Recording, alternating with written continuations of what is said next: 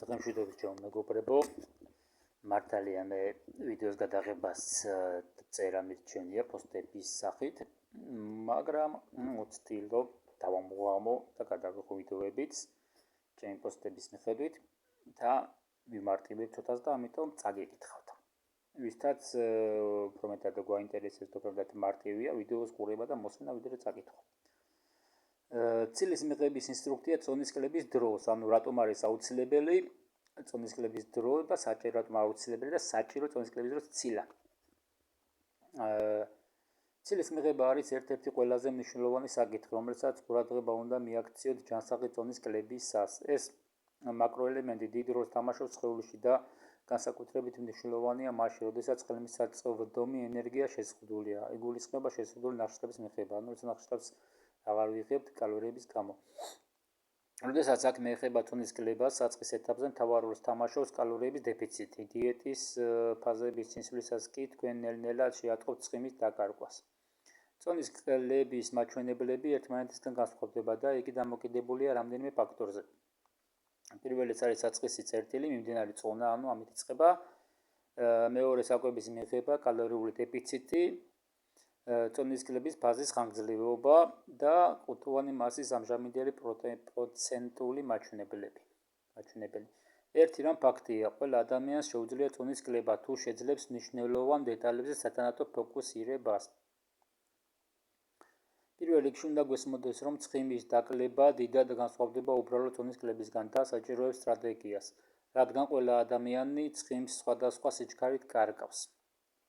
სწორედ აქ შეიძლება იყოს მნიშვნელოვანი ცილების ხშირად მიღება. გახსოვდეთ, კუნთი ეხმარება სხეულს, რომ ყოველდღიურად დაწვას მეტი კალორია. სწორედ ამიტომ მჭლე კუნთოვანი მასის შენარჩუნება წონის კლების ფაზაში უნდა იყოს წონის წინა პლანზე. როგორ განსაზღვროთ ცილის მიღება?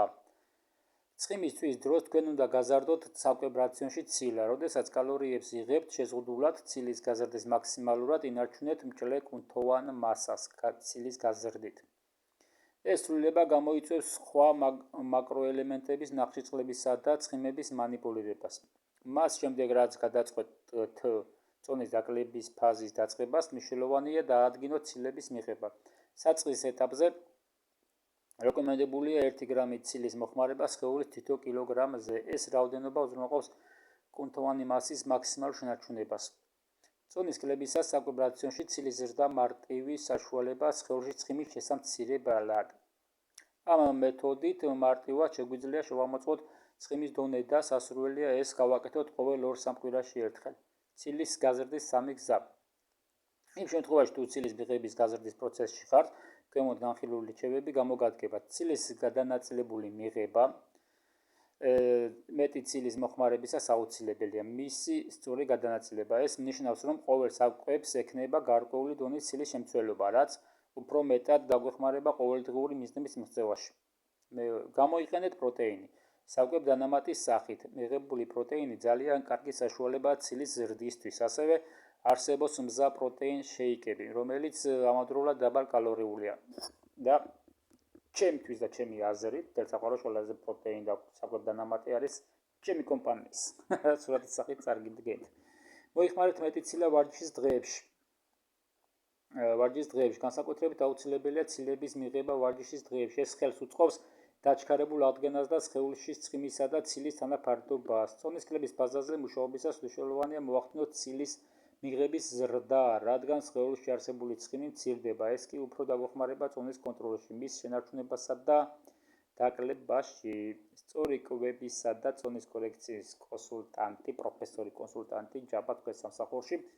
ისედაც რეკომენდაციას ვუწევ ჩემი კომპანიის პროდუქციას დამატებით, რომ კაი შედეგი მივიღოთ, რადგან ჩემი კომპანიის პროდუქციას ზუსტად ვიცი ვინ ამზადებს, სად ამზადებს, როგორ ამზადებს, ჩვენ კომპანიაში არაფერი არ შემოდის გარეთ და ყველაფერი მზადდება ადგილზე, ყველაფერი არის ჯანსაღი, ბიო, სუფთა და ნატურალური. ამიტომ რეკომენდაციას ყოველთვის გავუწევ მხოლოდ და მხოლოდ ჩემს კომპანიას და ჩემს პროდუქციას. დანარჩენს ყველას თავისი საქმე, ყველას თავისი გზა აქვს. ასე რომ წარმატებაზე სწორად და ჯანსაღად წონის კორექციას გისურვებთ და სიჯანსაღეთს. წარმატებები ჩემო მეგობრებო.